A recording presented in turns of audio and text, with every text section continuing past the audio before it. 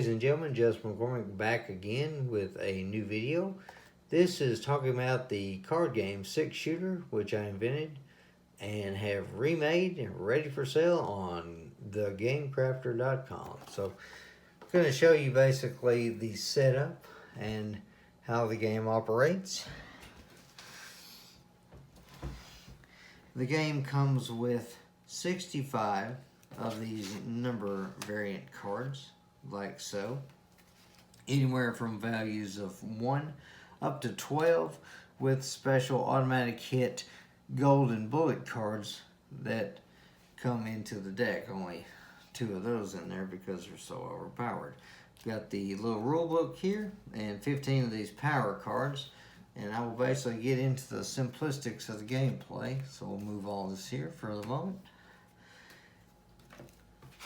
So basically, the way this game operates is you start the game off with the 65 card deck of numbered cards, pass out 10 cards. And the players will take 4 of these cards of any value they wish, except for the golden bullet cards. Those cannot be laid down. You will then take 4 of them, lay them down just like this, and the other 6 cards, like so, are going to be the bullets that you use in hand. In the simplified variation, you draw up to 6 cards. When you add these power cards in there, you draw up to 7, which allows you to hold at least 1 power card. Gameplay is very simple. You can do up to 3 actions. You can either draw to a full hand of 7 cards when you're using these power cards. You can take a shot, which basically means you take a number card and you lay it next to an opponent's card and compare them. Or you can play a power card on your turn. So, gameplay is very simple. What you do, like I said, you take the cards like so, and you lay them down next to an opponent's card, and you're going to compare them. So in this instance, since the bullet card was higher than the face down health card, you would take both cards and you would discard them. However, in certain instances, the face down card may be a little higher, so the bullet misses and the bullet is discarded. This card would then go face down.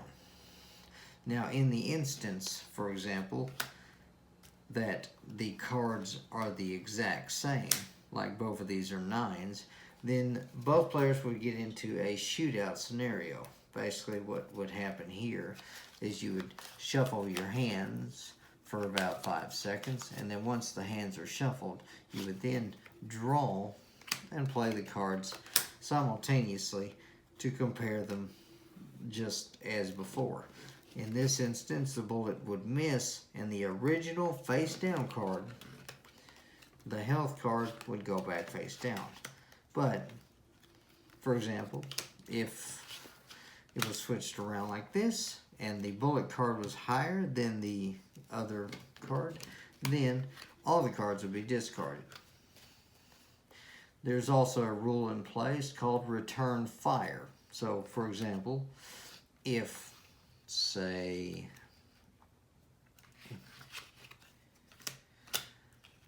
the shooter over here tried to take out this player and they missed, when their card is higher after they flip their health card face down, they can take the bullet that won and return fire on the opponent that shot at them.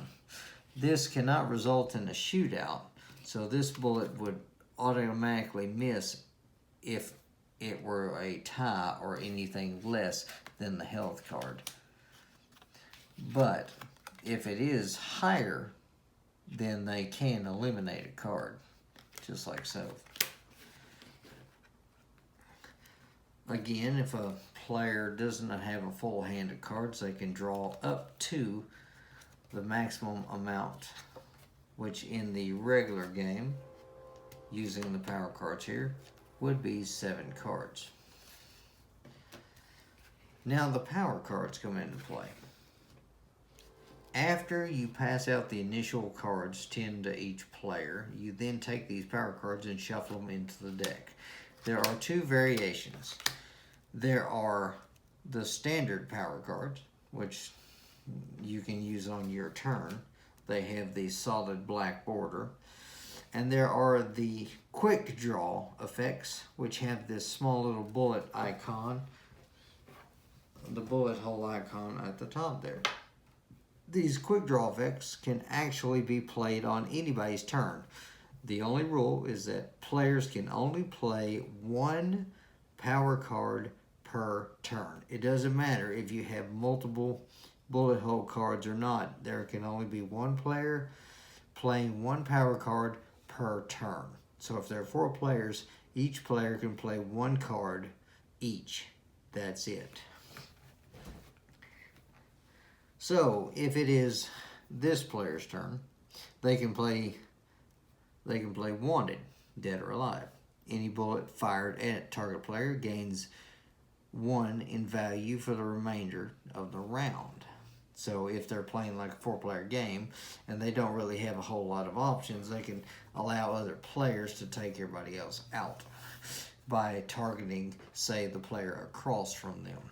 That player then would have a slight disadvantage for the rest of the round. Or they can play something like high noon. They can then discard a card, so say they discard this, and then they can start a shootout with any player. So then they would reveal which health card they want to target, and then both players would then go through the shootout as normal. Now, with the quick draw plays, let's say it's this player's turn, and the player over here decides, hey, I want to play scavenger. Search the discard pile for a power card and add it to their hand. So they can search the pile and say, all right, we're going to grab this. But then they can play no other cards for that turn. So even if they pull a card that they can use immediately like this, they cannot play it until the next player's turn. And then dud basically affects the bullets. So the last shot becomes a dud. And the duds are basically a value of 1 like this.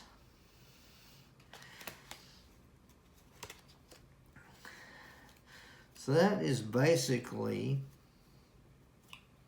the game of Shootout. Again, it is 2 to 5 players. Very easy to pick up. Very easy to be able to even get into the rules with the power cards.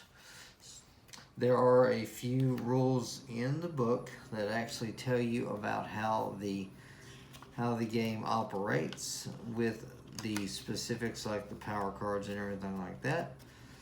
So if there are any confusions, you can definitely look at the rule book for anything like that. Appreciate everybody watching. If you are interested, I will put details in the description about how you can get yourself a hold of me or get yourself a copy of 6 Shooter. I appreciate y'all watching. Y'all have a great day, and God bless you.